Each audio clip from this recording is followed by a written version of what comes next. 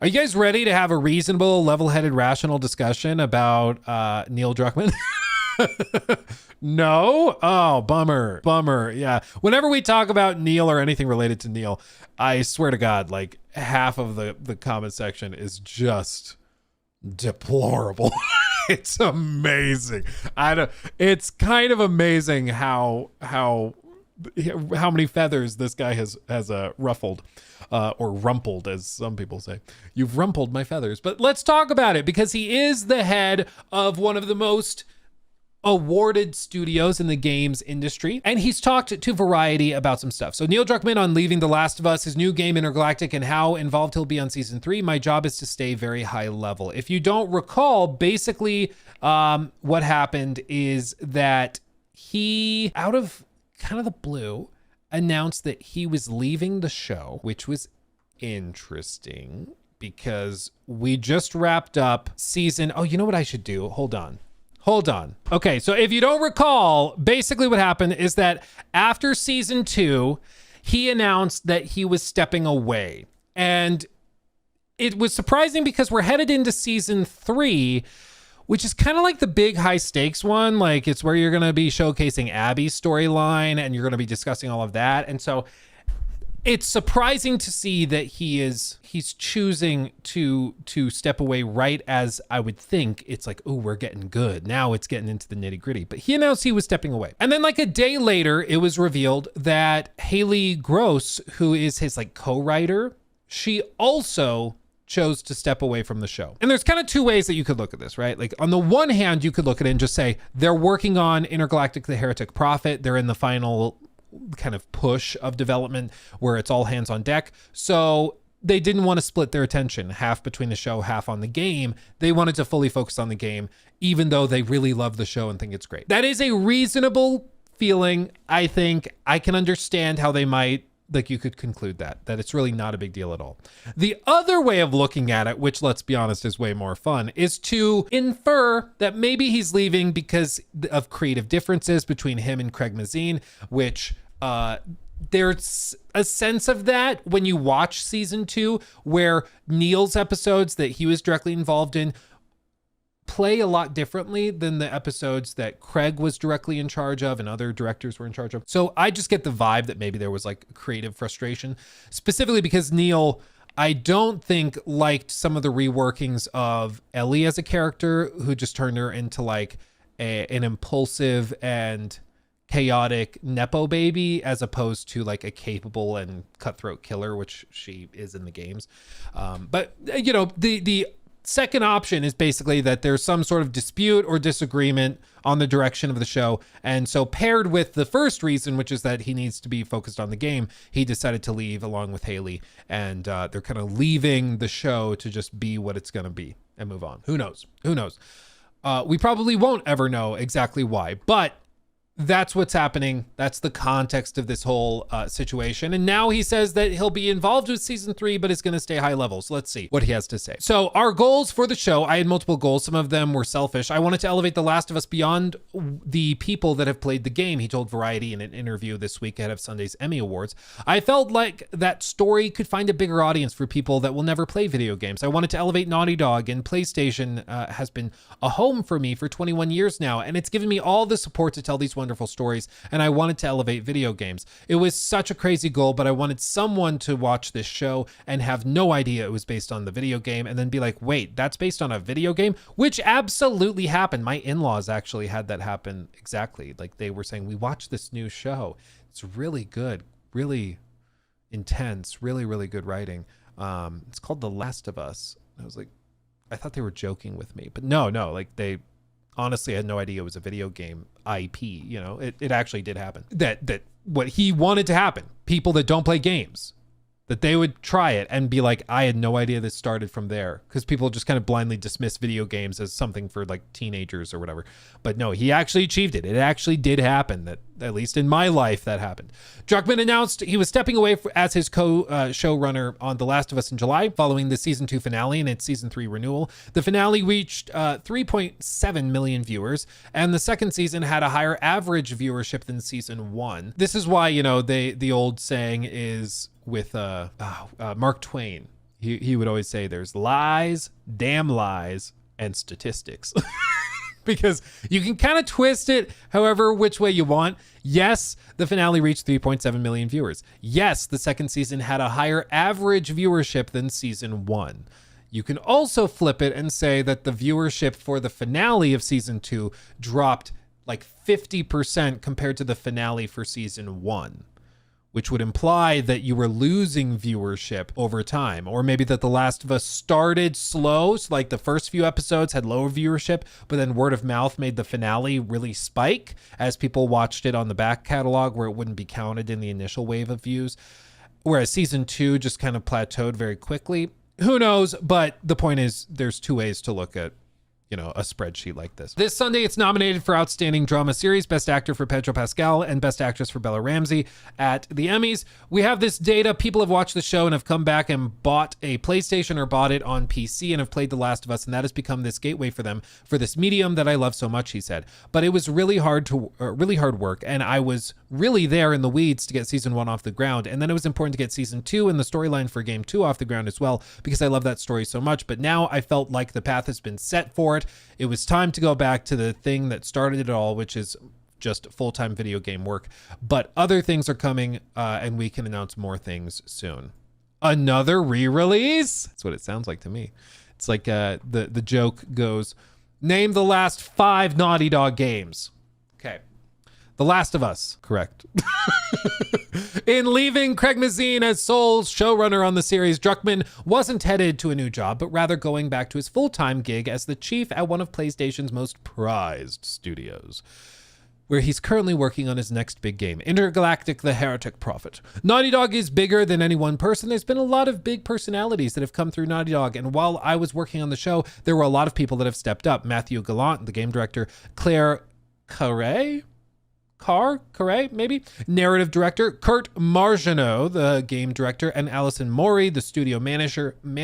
They really allowed me to do this other thing for a while and help set up the show. With Variety, Druckman discussed his exit from The Last of Us and teased Naughty Dog's next game. I don't really care about the Emmys. Maybe that's mean of me. I just don't. How do you compare the award scene? Okay. Where were you looking when you were looking at The Last of Us season 2? What you wanted to submit for the Emmys? What were the episodes? Okay. I'm sorry. I just don't care that much about the Emmys. Season 2, come back. Okay. At what point during the season 2 process, if it was during publicity, or when exactly did you decide you were going to step away and come back to Naughty Dog full time? Okay. It was right when we were about to start the writer's room for season 3. I looked at what's in front of me. What would the next season, or what the next season might look like with all the various Last of Us things I'm working on.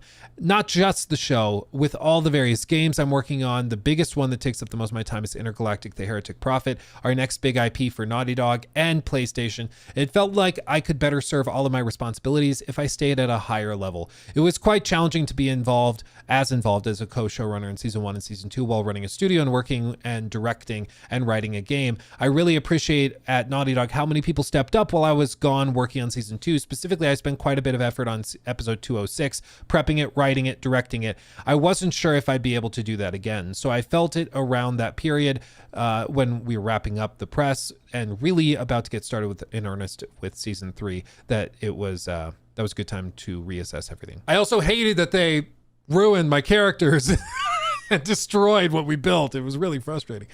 I don't blame you. I don't know another video game studio head who is also a co-showrunner on a series. I think Todd has tried, or at least not tried. Todd has dabbled a little bit. Like the Fallout show, he was involved with that, at least sort of in passing, because he had to go and tell them what not to do, what to do, you know, because they're doing some things with Fallout 5, and he had to go and tell them, don't go here, do that, don't do that. Like for right now, for example, it's rumored that Fallout 5 probably takes place in like San Francisco. And I think that Todd probably told the showrunners, don't travel all the way down to San Francisco.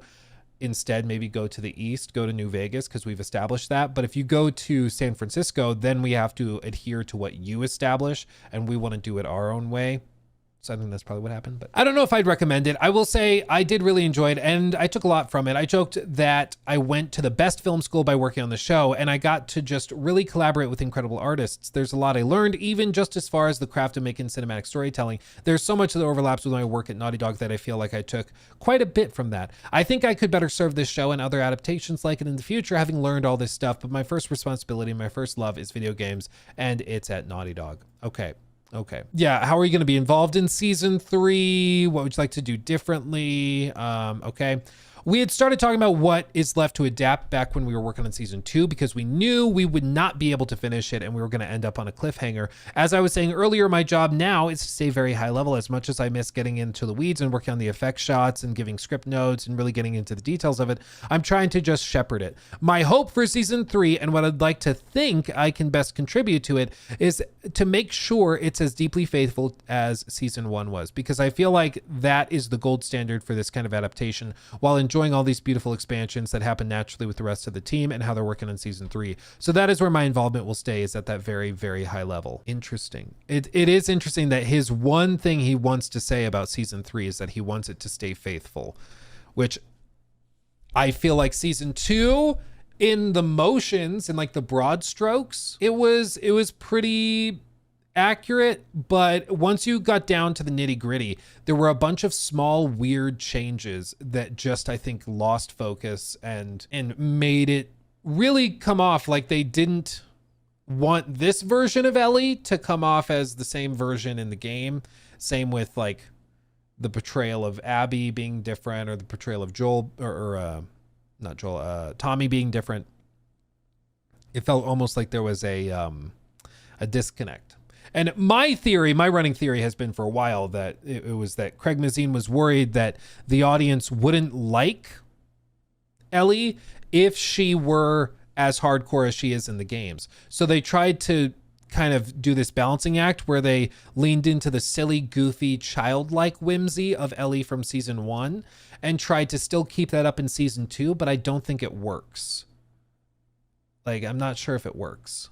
You know, but I don't know, like, this is also the tricky thing with these, is that like he's saying that he's involved in the nitty gritty details and the script writing and script notes, practical effects shots, which I'm sure is like super freaking fun, and keeping something tonally consistent between multiple seasons and a like 25-hour video game has got to just be an absolute nightmare. But I mean, either way, I think to a certain extent, you have to look at the reaction to the audience, which is that for most people, they felt like season 2, something had shifted and changed from season 1. Whatever that is, I think is what we've been discussing and debating and talking about for months. But I feel like something had shifted and changed. Maybe it is just that season 2's, or the part 2 story, is much harder to adapt. And maybe that's why it just was from the outset kind of going to be extremely difficult to do. Maybe it was just creative differences. Maybe it's some sort of shift in the audience's perspective or expectations, but I feel like something changed, you know? I feel like something changed. We were watching one guy's critique of season 2, and he put it really, really well, where he described Ellie's recklessness and Ellie's lack of tactical ability.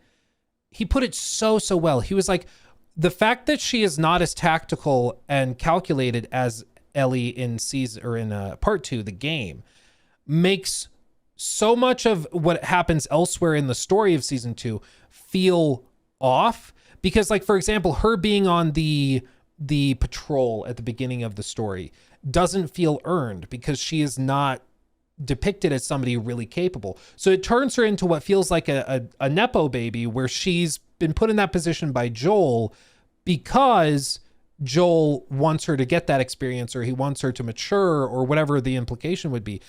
But it changes it from like she's worked her way and deserves to be on that patrol to now she was put there because Joel wants her to get that experience. And I was like, I hadn't identified that feeling, but it did kind of feel that way when she's not calculating, when she's not super careful. She literally has other people in the scenes holding her back because she wants to impulsively go in after what scene was it? There was one scene where she's going after somebody and they like physically have to hold her. And I was like, I think that puts it really well. Like something as simple as removing a level of calculated consideration from a character can totally change not just how she's perceived by the audience, but how the other characters in the scene perceive her as well. And it can really, really shift the respect that the audience has for the character, and then also the other people in the scene that they have for the character, which is really, really interesting. It's really interesting. Corey, good to see you. Neil and everyone over at Naughty Dog are just so effing smart and talented. Really excited to be able to see what they're working on. Well, and like, I'm gonna be real. I'm really excited that, like, of course we meme on Neil a lot because he does have more money than us and he is better than us. And I am jealous of all of his fancy watches. But I am excited to see what an all hands on deck Naughty Dog game, in all likelihood like 2026, 2027, what that looks like, because Naughty Dog is one of the few developers out there, Santa Monica being another, that really, like, every time they do something, you know that the industry is going to take a step forward. Like, in one way or another, it's going to take a step forward. And I feel like people are hungry for that. They're hungry for a step forward, because there's been some amazing like AA games and some amazing indie games and stuff. But I think that there's a lot of frustration within the broader gaming public that it feels like we've kind of plateaued for a little bit. And we're getting games like right now, it's just exciting to get a game that's polished and that runs well, much less a game that really wows you in some sort of crazy novel way.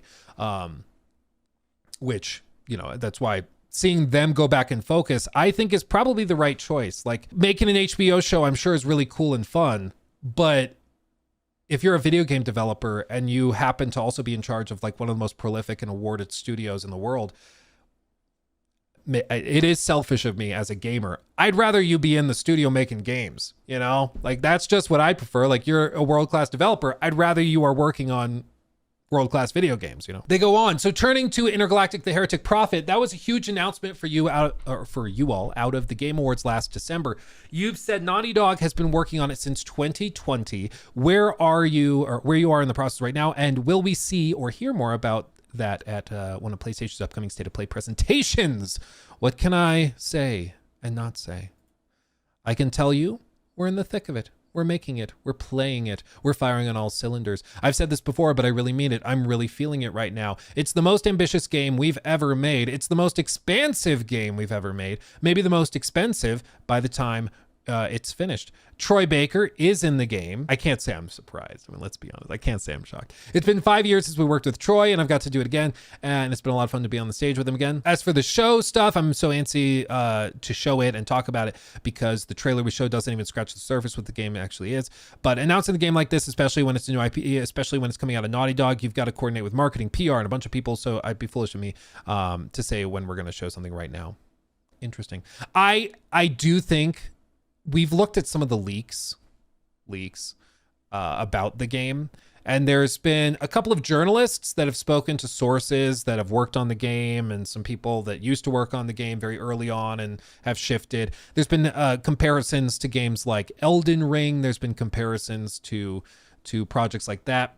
And Neil has also said in interviews when discussing the project or other projects he's working on that he's really excited by environmental storytelling and broader storytelling that's not as guided as we've seen with more typical Naughty Dog games, where it's like scene to scene to scene to scene to scene, maybe with some gameplay, you know, intermixed, but it's largely a very linear thing. It really sounds like they're going to try something different, and they're going to try to go very wide open as opposed to tight and narrow, which to me is just interesting, because I'm like, Naughty Dog's thing has historically been linearity so that they can have high production set pieces and cinematics and that type of thing. So to see them experimenting with something wide open and crazy is very interesting. We also know from some, just like even the concept art, for example, what we saw in some of the concept art for The Last of Us Online depicted pretty large levels. We see a depiction of a level, which of course it's just concept art. It would not necessarily be directly indicative of the game. But I get the feeling that they were going for much more open environments, much larger maps, nothing we'd really seen before in Naughty Dog games. Naughty Dog games, like we had the large open levels in Lost Legacy, we had the large area in Seattle when you first arrive with Ellie and Dina. but we had never really gotten the chance to explore like city blocks extended from city block to city block to city block. But I think for The Last of Us Online, they probably did a lot of tech work on the back end to get that working and to get it supported. And that tech work, you know, people have asked, what will become of The Last of Us Online? Well, as with a lot of canceled projects, I think bits and pieces of it get spread to other things they're working on. So you might see some of the multiplayer stuff used maybe in an update for The Last of Us 2, and they add like a factions mode, but it's a little smaller than they would have intended initially. Or maybe they use a lot of the engine improvements they made for that, and they're able to utilize that in Heretic Prophet and expand that out and use that for big open environments. There's all sorts of different things that you could do with it. Just because the game itself doesn't see the light of day as a standalone package, it does not mean that everything they worked on just disappears. You know, like, they did a lot of work. They're going to use what they can in other places. And as for when they reveal it, who was it? There was one person out there, I think it was another YouTuber, who was saying, I just have a gut feeling we see it by 2026. Like, we're going to get it maybe next spring or something. It's like, I don't know, man. I really don't know. Like, I know we have Wolverine. I think Wolverine's probably like one of the big games for next year. We know that Sony has a lot of other games they're going to need to publish and push out. They've got 2 different Horizon multiplayer projects. They've got, of course, Marathon. Fair Game $ might release still. I don't know, man. I really don't know. So who knows? Who knows? But I just get the feeling that Heretic Prophet's a little further off. You've described Intergalactic multiple times as having the deepest gameplay in Naughty Dog's history. Can you tease that out a little bit more? I'm not sure that I can. I appreciate that he at least like expands instead of just no. You could look at our previous titles and see the evolution of going from Uncharted, where we're really cutting our teeth on realistic character action game, third-person shooter combined with emotional storytelling. With The Last of Us, we added some RPG elements. We started playing with wide linear layouts. Continue that trajectory forward, add sci-fi, and you get the start to get the sense of what we're doing. And then we've gotten even more ambitious than that. I mean, the natural continuation of this is that some RPG elements has turned into really deep and expansive RPG elements. We started playing with wide linear layouts of levels like Seattle, like that big hub section in Lost Legacy. Natural extrapolation trajectory forward would be that, okay, that's going to expand into like actual open levels, expansive levels, or even just an open world period. You could totally do that. Yeah, other things like third-person shooter combined with emotional storytelling. I think this time they're going to go with more of a melee focus just based on the trailer. So it's going to be very interesting. So really looking forward to see how that all comes together. I think you're all going to be pleasantly surprised by it. I was really excited to see Tati Gabrielle's casting reveal as the lead for Intergalactic: The Heretic Prophet. How did that casting come about? We were already writing for a long time. It's very hard to make a sci-fi game, especially from a writing standpoint compared to Uncharted or The Last of Us, because those are, despite the infected and the supernatural elements of Uncharted, they're very grounded. Here we have to not only come up with the universe, but what are the rules of the universe? What's this history? Because we're jumping 2,000 years in an alternate future. We also have to figure out the lore of this planet, Sempira, that Jordan, our hero, ends up on and has to work to escape from. So I had the idea, or some idea, of who the character was, but the way we write in games, a little bit different from the show, is that we outline for a really long time and make all these documents and backstories, but we try to save the scripts for as long as possible because the big unknown is gameplay. Gameplay is often very theoretical, and then you try to implement it and you have to run experiments and prototypes and then see what works, what doesn't work, and sometimes the things that don't work or do work will dictate what kind of story you can tell. So you don't want to get it too attached to a bunch of details and then have to throw away and start very high level. That makes sense. Checks out. I can only imagine how freaking difficult and nightmarish it must be to try and write a story for a video game in a new IP when you don't even know like how it's going to work. Like, it's gotta be a nightmare. Gotta be a nightmare, dude. Yeah, absolutely crazy. We were kind of at that stage where we started talking to Tati. That came about because we had just cast her in season 2 of The Last of Us and just got the idea that she might be the perfect person for this role. Then she showed up, came by Naughty Dog. I pitched her the story as it was at the time, and we kind of walked through it beginning, middle, and end and explained what her role would be. I asked her if she'd be willing to audition, and she was. We had her on stage and asked Troy to come in and read with her, so she read against Troy Baker. We were just very confident that is our Jordan A. Munn. That makes me think Troy's role is much more significant, because if you remember in the Grounded documentary for The Last of Us Part 1, they were talking about the casting of Joel. And when they cast Joel, they had Joel read against Ashley, who they had already found, who of course was also co-starring in it. So it could end up being like a Troy and Tati story, like all the way through. We just haven't seen a lot of details of Troy or anything. Ever since then, I've been writing with her, just like when I worked with Ashley Johnson and Troy Baker on The Last of Us, and how much they influenced the characters. She has been just as influential in the writing and thinking of this character, or her arc, and I believe she's going to be very iconic and complex and interesting in the Naughty Dog tradition. Are you looking at any other Last of Us season 1 or 2 stars to bring to the cast for Intergalactic? Well, I worked with Tony Dalton on episode 206. He played Joel's dad, and immediately when I finished shooting, we had this role for him in Intergalactic. I DM'd him on Instagram like, hey man, I don't know if you're done in video games or have done video games before or performance capture, but I think you'd be perfect for this. Do you mind jumping on a Zoom call? I just want to show you something. We jumped on a Zoom call. I showed him parts of the game and I talked to him about it. He's like, yeah, I'm in. I'd love to do it. So Tony Dalton is there, and maybe there's a few more. Interesting. Oh, they asked about like adaptations of Intergalactic. I think it's tricky. Like, you don't want to end up with a Concord situation and then adapt something before it's been proven in the market with like the audience. I'm not saying that Intergalactic won't do well. I'm just saying, like, maybe wait to make plans for film and TV adaptations until it's at least come out, you know? Maybe pump the brakes just a little. Chill. Let's see. Intergalactic was announced as a new franchise. So does that mean Naughty Dog's focus moving forward is on additional Intergalactic games after Heretic Prophet? Or is there a chance that you'll do The Last of Us 3 or a new Uncharted game? Ooh, interesting. We don't tend to plan too much in the future because we find, and this is something I inherited, it's just the Naughty Dog culture that we do our best work when it's something we're really excited about, really passionate about. Just to give you an example, when we finished The Last of Us Part 2 and that was highly successful for us, we were debating, I can't read, whether we should just go straight into The Last of Us 3. And we had a really long period where we looked at ideas for maybe what could be in that game.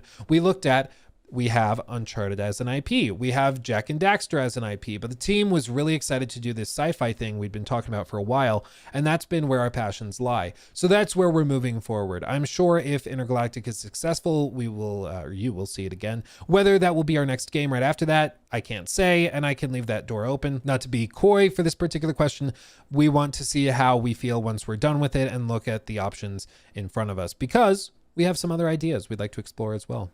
There's also rumors that the second team at Naughty Dog is working on like an Uncharted game, like a smaller, maybe Lost Legacy style Uncharted game with Nathan's daughter. Could very well be the case. Who knows? So overall, interesting interview. Some interesting things to take away. But overall, like I said, I think that him stepping away from the show is the right choice because it allows him to focus on what he is good at. You don't have to like Neil, but pretty clearly, he knows what he's doing. If your goal is to have a video game that sells well and that critics love, he knows what he's doing. So having him focus on what he's good at, I think is best for everybody involved on that side of it. And then as for the project itself, I still think we're a good ways out. I think Intergalactic, like maybe you get a trailer or something, an additional trailer. Naughty Dog has a history of showing things much longer periods. Like they'll do trailers for 2, 3, 4 years, whereas other studios they want to do it in like 6 months, 9 months or something. So I think most likely it'll be a while before we actually get the game, but we might get an additional trailer or something. I'm mainly interested in like a gameplay trailer or something like that, because I felt the first trailer they dropped for Intergalactic just wasn't very good at communicating what it even was. It just was like, okay. So I'm hoping we get another something that we can sink our teeth into and actually like pick apart a little bit more. And I'm guessing it's going to be one of those trailers. Looking back, we look back at the first trailer and we see all of like the little hints and nods and things that they were pointing towards elsewhere. So I think all of that's gonna eventually make sense. But as of right now, I just don't think it communicates a lot very clearly. But we will see. We will see, because it is coming. It is coming. It's just a matter of time, but I need them to hurry up because I want it in my life. He took my thing.